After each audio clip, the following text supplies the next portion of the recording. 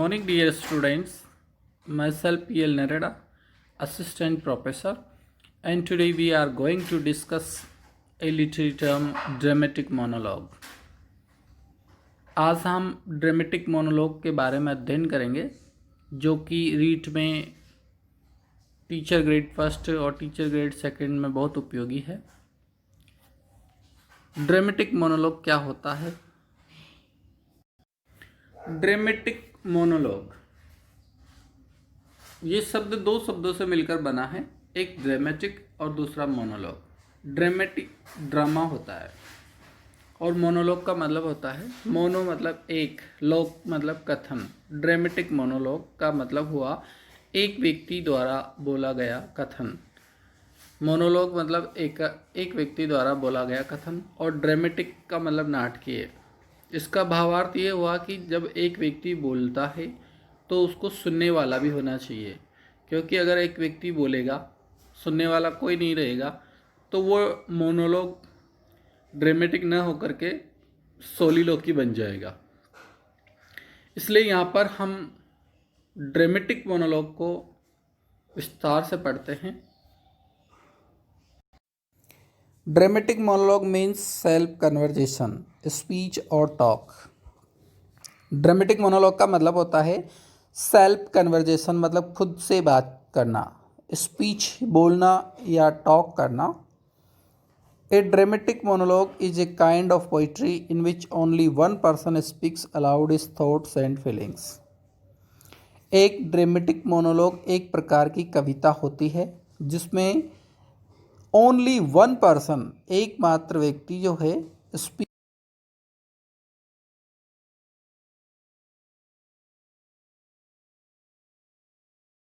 अंदर के क्या विचार चल रहे हैं। In his revelation of character, the speaker gives a very personal and dramatic exposition of a crucial moment in his life to a silent listener. ये dramatic monologue की परिभाषा है कि ड्रामेटिक मोनोलॉग होता क्या है। In his revelation of character, जब वो अपने कैरेक्टर को रिवील करता है, the speaker gives very personal and dramatic exposition. तो वो जो बोलने वाला स्पीकर है वो बहुत ही पर्सनल, व्यक्तिगत और नाटकीय एक्सपोजिशन करता है ऑफ ए क्रूशियल मोमेंट, विकट परिस्थितियों का। क्रूशियल का मतलब होता है विकट परिस्थितियों का। इन इज लाइफ, उसकी ज़िंदगी की जो विकट परिस्थितियां हैं, टू अ साइलेंट लिसनर, एक मूक श्रोता से। एक मूक श्रोता के सामने वह अपने जीवन में आई विकट परिस्थितियों का वर्णन करता है। In it a person speaks to a silent listener about his action. Dramatic monologue में एक पर्सन जो है स्पीक बोलता है एक साइलेंट लिसनर से उसकी एक्शन के बारे में, कि उसके जीवन में क्या विकट परिस्थितियां आई और फिर उसने उनका सामना कैसे किया। इसके बारे में वो साइलेंट लिसनर से बोलता है। जो सुनने वाला होता है वो साइलेंट होता है, वो बिल्कुल नहीं बोलता, लेकिन उसकी उपस्थिति का हमें आभास करा दिया जाता है।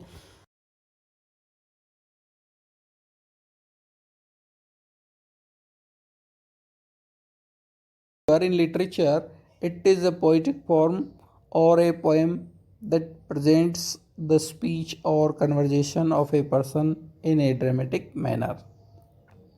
However, in literature, यद्यपि जो साहित्य है उसमें it is a poetic form, ये काव्य का एक रूप है और पोएम या कविता का एक रूप है, that presents the speech or conversation of a person in a dramatic manner, जो कि किसी स्पीच को या कन्वर्जेशन को, बातचीत को नाटकीय अंदाज में प्रस्तुत करते हैं। मतलब बातचीत को नाटकीय अंदाज में इसमें प्रस्तुत किया जाता है। Features of A dramatic monologue. Dramatic monologue में क्या क्या आवश्यक फीचर होते हैं, उसकी मतलब क्या आवश्यक चीज़ें हैं। ड्रामेटिक मोनोलॉग कैसे गठित होगा, इसके लिए हमें इसके फीचर्स, गुण के बारे में जानना है।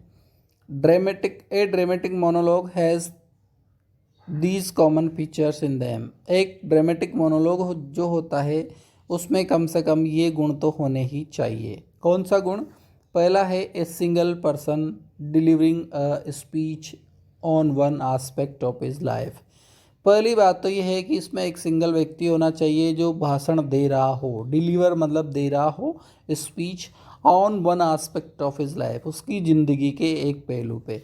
मतलब कोई भी एक व्यक्ति तो ऐसा हो जो बोल रहा हो, और किसके बारे में बोल रहा हो, उसकी ज़िंदगी के किसी एक पहलू के बारे में, जब उसके सामने कोई समस्या आई हो और फिर उस समस्या का उसने कैसे समाधान निकाला उसके बारे में। दूसरी बात है द ऑडियंस मे और may not be present, audience present हो भी सकता है और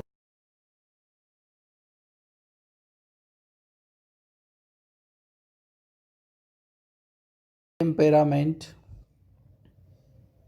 and character only through his speech. तीसरी जो बात है, जो बोलने वाला है वो उसका टेम्पेरामेंट और करेक्टर को सिर्फ उसके स्पीच से ही उजागर करता है। वो उसकी स्पीच के माध्यम से ही हमें बताता है कि उसका खुद का स्वभाव कैसा है। जैसे वो दूसरे के वर्णन तो दूसरे के बारे में करेगा, लेकिन उन वर्णन के माध्यम से हमें पता चल जाएगा कि ये व्यक्ति कैसा है। जैसे हम रॉबर्ट ब्राउनिंग की कविता पढ़ते हैं माई लास्ट डचेज, तो उसमें डचेज का वर्णन जब ड्यूक करता है तो ड्यूक की चारित्रिक विशेषताओं को हम जान जाते हैं।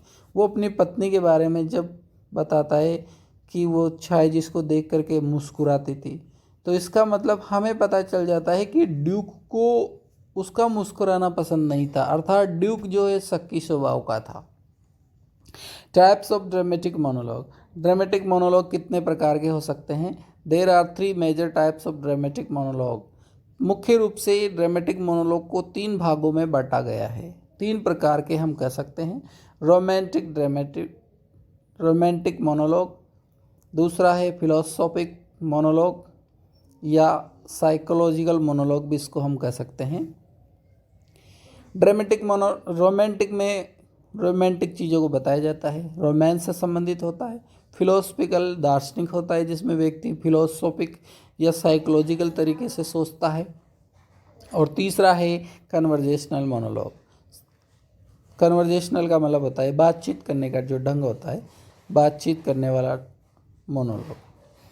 My last duchess by Robert browning, ये एक dramatic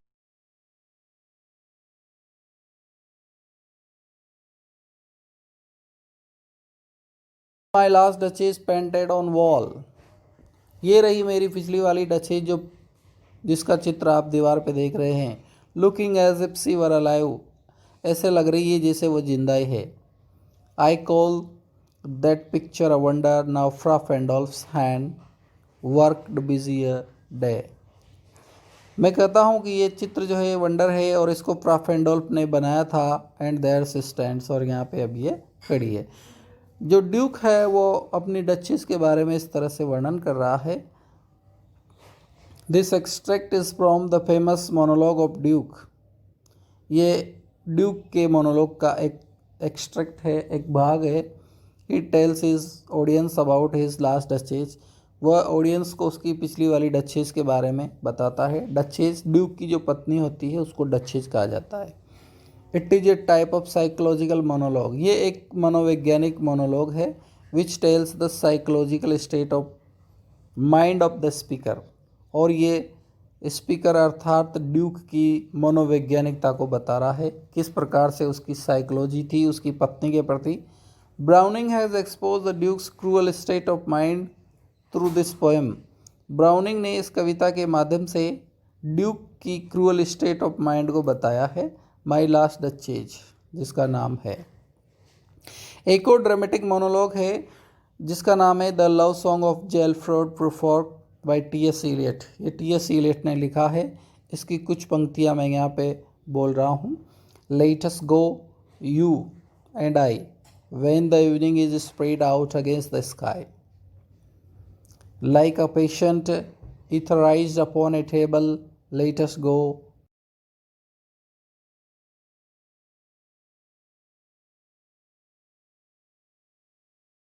is from poem Love Song of Alfred Prufrock by T.S. Eliot। ये जो एक्सट्रैक्ट है ये टी.एस. इलियट की कविता the love song of J Alfred Prufrock से ली है। He has highlighted the thoughts of a modern young man, उसमें उसने मॉडर्न यंग मैन के थॉट्स को उजागर किया है। Who is madly in love, जो बहुत बुरी तरह से प्यार में पागल है, but still hesitate from expressing it, लेकिन वो अभी उसको एक्सप्रेस नहीं कर पा रहा है। मन में प्रेम है लेकिन उसको उजागर नहीं कर रहा है। Therefore he faces an existential dilemma, इसीलिए उसके मन में एक दुविधा हो रही है कि मैं अपने प्रेम का इजहार करूं या ना करूं। This poem highlights his psychological state of mind through his contemporary monologue, ये कविता भी उसके मनोवैज्ञानिक विश्लेषण को करती है, उसके मन में क्या दुविधा है इसको ये बताती है। एक और ड्रामेटिक मोनोलॉग का उदाहरण यहाँ पर है जो डोवर बीच bye Matthew Arnold. Matthew Arnold की कविता है डोवर बीच, उसमें वो अपनी बिलव्ड से कहता है। साइलेंट लिसनर उसकी बिलव्ड है जो खिड़की के पास खड़ी हुई है, और उससे वो कहता है the sea is calm tonight, आज की रात शांत है समुद्र भी। द टाइड इज़ फुल, ज्वार फुल है। द मून लाइज फेयर, चंद्रमा सुंदर दिख रहा है। अपॉन द स्ट्रेट्स, सीधा। On the French coast, France के तट पे। Gleams and is gone, light जो है चमकती है चली जाती है। The cliffs of England stands, वहाँ पे इंग्लैंड की चट्टानें भी दिख रही है। ग्लिमरिंग एंड वॉस्ट, ग्लिमरिंग एंड वॉस्ट, चिलमिला रही है दूर दूर।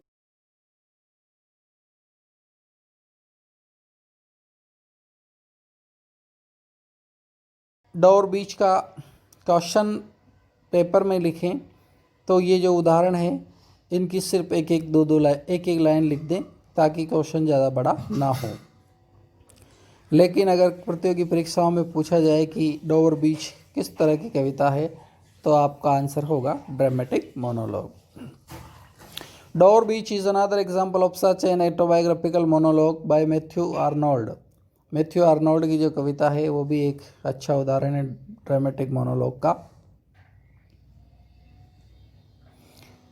ही has highlighted his oven situation, उसने खुद की सिचुएशन को हाईलाइट किया है। एंड इज रिएक्शन, और उसका रिएक्शन ओवर द सोरो दैट ही एक्सपीरियंसिंग, और उस दुख के बारे में उसका रिएक्शन बताए जो वो एक्सपीरियंस कर रहा है।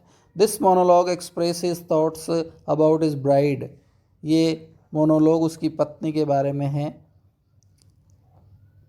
When they were on honeymoon on the same beach, जब वे डोर बीच पे हनीमून के लिए गए थे। he recalls the past and writes about sea again, वह भूतकाल को याद करता है और सी के बारे में ये कविता लिखता है। तो स्टूडेंट्स, इसी तरह के वीडियो आप प्राप्त करने के लिए इस चैनल को सब्सक्राइब कीजिए। Thank you.